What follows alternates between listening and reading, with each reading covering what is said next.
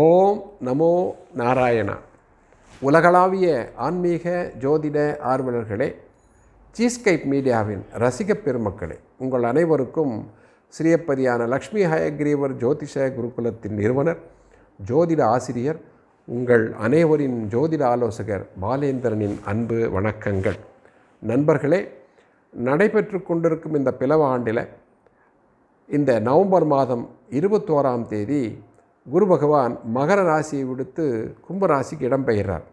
அவிட்ட நட்சத்திரத்திலேயே சனிக்கிழமை, வரக்கூடிய சனிக்கிழமை இருக்கு இல்லையா, நாளைய தினம் இரவு 11 நாழிகை 43 வினாடிகளுக்கு, அதாவது நடுநிசையில் இடப்பெயர்ச்சி இருக்குது. இந்த குரு பெயர்ச்சியானது மகரத்தை விட்டு கும்பத்தை மாறக்கூடிய ஒரு பொதுவான நிகழ்வு. இது ஆண்டுதோறும் நகரக்கூடிய ஒரு விஷயம். இதை பற்றி உண்டான விஷயங்களை தனியாக ஒரு வீடியோவில் குரு பெயர்ச்சிங்கிறது என்ன, அப்படி அதனுடைய சிறப்பம்சங்கள் என்ன, குரு பகவான் என்ன என்பதை பற்றி தனியாக ஒரு வீடியோ கொடுத்துருக்கோம். இப்போது நம்ம ராசி பலன்கள், அதாவது அந்த குரு பெயர்ச்சிக்கு உண்டான ராசி பலன்களை ராசி வாரியாக ஆய்வு செய்வோம். அந்த அளவில் மீன ராசி நண்பர்களே, மீனம் காலபுருஷனின் 12ஆம் இடம் என்று சொல்லக்கூடிய பிரியஸ்தானம்.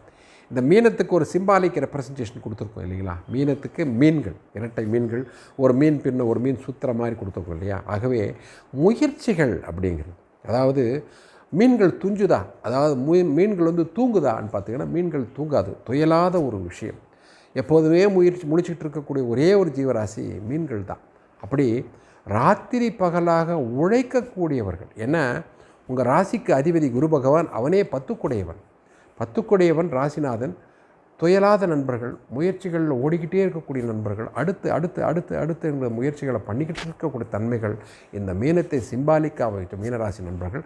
அத்தகைய நண்பர்களுக்கு ராசிநாதன் அவனே 10 செயல் ஸ்தானாதிபதி 12இல் மறைந்திருக்கார். அப்படிங்கிறது அது ஒரு என்ன சார், என் ராசிக்கு உடையவன் ராசிநாதன் 12இல் போயிட்டான சார் அப்படின்னு ஒரு சந்தேகம் தோணும். அவனே 10 செயல் ஸ்தானாதிபதி 12ம்னா செயல்களில் தடுமாற்றங்கள் இருக்கும், பின்னடைவுகள் இருக்கும். நிச்சயமாக செயல்கள் பின்னடைவுகள் இருக்கும், நீங்கள் எண்ணங்கள் பின்னடைவுகள் இருக்கும், நீங்களே என்னமோ பின்னடைஞ்சிட்ட மாதிரி ஒரு ஃபீலிங் இருக்கும், எல்லாமே இருக்கும் சார். ஆனால் இந்த குரு பகவான் அங்கிருந்து உங்களுடைய சுகஸ்தானத்தை பார்க்குறார். அதாவது ஒரு தொழில்னு சொல்லும்போது 1, 4, 7, 10, 1ஆம் இடம், 4ஆம் இடம், 7ஆம் இடம், 10ஆம் இடம். 1ஆம் இடத்துல குரு பகவான் உட்கார்ந்துருக்கு, அதாவது ராசியில் உட்கார்ந்துருக்கார். அந்த கும்பராசியில் அவர் உங்கள் ராசிக்கு 4ஆம் இடத்தை பார்க்குறார். பூர்வ புண்ணியத்தில் 5வது பார்வையாக பூர்வ புண்ணியத்துக்கு காரகனாகிய குரு பகவான் 4ஆம் இடத்தை பார்க்குறார். ஆகவே அந்த 4ஆம் இடம் என்று சொல்லக்கூடிய சுகஸ்தானம் என்று சொல்லக்கூடிய 4ஆம் இடம் வண்டி வாகன விஷயங்கள், கன்ஸ்ட்ரக்ஷன் ஆக்டிவிட்டி, அந்த மொபைல் ஃபோன்ஸு, கன்ஸ்ட்ரக்ஷன் ஆக்டிவிட்டி, தொழில் மேன்மைக்கு உண்டான 4ஆம் இடம் சுகத்தை தரக்கூடியதாக அமையப்பெற்று கட்டிடத்துறையில், வாகனத்துறையில் மேம்படக்கூடிய தன்மைகளுக்கு வித்திடக்கூடிய ஆண்டாக அமையும். தொழில் 1, 4, 7, 10ங்கிறது 4ஆம் இடத்தை குரு பகவான் பார்க்கிறார். அந்த கர்மஸ்தானத்தை செயல்படக்கூடிய அந்த சதுரம் 1, 4, 7, 10ங்கிற விஷயங்களை 4ஆம் இடத்தை எப்போ குரு பகவான் பார்த்தாரோ 4க்கு உண்டான விஷயங்கள், வண்டி வாகனங்களுக்கு உண்டான விஷயங்கள், வண்டி வாகனங்களை பராமரிக்கக்கூடிய தொழில்களில் ஈடுபட்டிருக்கக்கூடிய விஷயங்கள், இவை அனைத்தும் சுகமாக இருக்கும். அதற்கடுத்து குரு பகவானுடைய பார்வை உங்களுடைய 6ஆம் இடம் என்று சொல்லக்கூடிய ருணம் ரோகம் சத்ருஸ்தானத்தின் மீது விழுவதன் காரணமாக எதிரிகளை வெல்லக்கூடிய தன்மைகள், எதிரிகளை அடக்கி ஆளக்கூடிய தன்மைகள், எதிரிகளை உங்களை கண்டு அஞ்சி ஓடக்கூடிய தன்மைகளுக்கு குரு பகவான் வித்துடுவார். ஆகவே அது மட்டுமல்லாது உங்களுடைய கடன்கள் நிவர்த்தியாகக்கூடிய தன்மைகளுக்கும் இந்த ஆண்டு சிறப்பானதாக ஆண்டாக அமையிருக்கும். 6ஆம் இடத்தை குரு பகவான் பார்க்கக்கூடிய காலகட்டம். உங்கள் ராசிநாதனே 7வது பார்வையாக 6ஆம் இடத்தை பார்க்கிறார். அது மட்டுமல்லாது அஷ்டமஸ்தானம் என்று சொல்லக்கூடிய 8ஆம் இடத்தையும் பார்க்கிறார். 4ஆம் இடத்தை, 6ஆம் இடத்தை, 8ஆம் இடத்தை பார்க்கறதுனால கஷ்டங்கள் நீங்க பெறும். வரக்கூடிய அவகீர்த்தி, அவச்சொல், அவப்பெயர் நீங்க பெறும். இவை அனைத்துக்கும் உங்களுக்கு அரணாக இருக்கார் குரு பகவான்.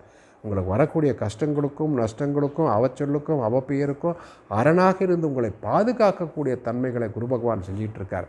அவரே உங்களுடைய செயல் ஸ்தானாதிபதி 10 என்றதுனால தொழிலுக்கு உண்டான கஷ்ட நஷ்டங்களை தாண்டி மேம்படக்கூடிய தன்மைகளும், தொழிலில் ஏற்பட்ட தடைகள் நீங்கக்கூடிய தன்மைகளுக்கும் வித்திடக்கூடியதாக இருக்கும்.